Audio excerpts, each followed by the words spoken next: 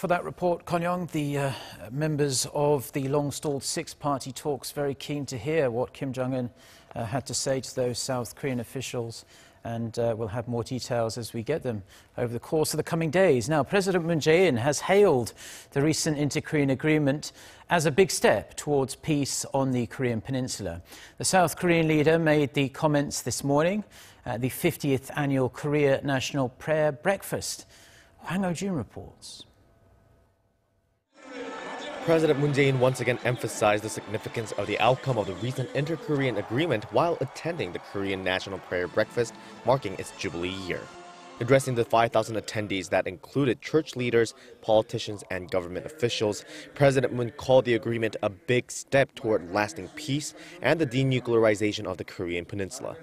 The president's remarks come a couple days after his top security advisor Chung Eui-yong and the head of the nation's intelligence agency, Seo Hoon, returned from their high-profile trip to Pyongyang.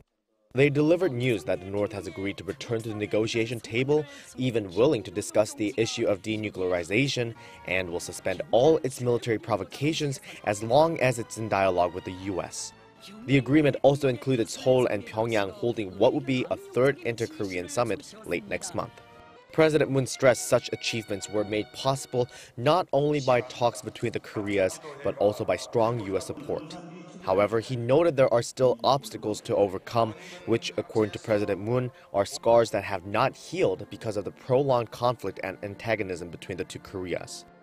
우리의 운명을 남에게 맡길 수는 없는 노릇입니다.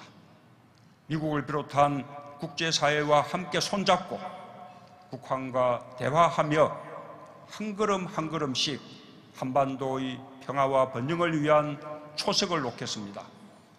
During the meeting, President Moon also expressed his gratitude for the role the Korean Church has played in South Korea's development and democratization and asked for the people's prayers for the future of the nation. Hwang Ho-jun, Arirang News.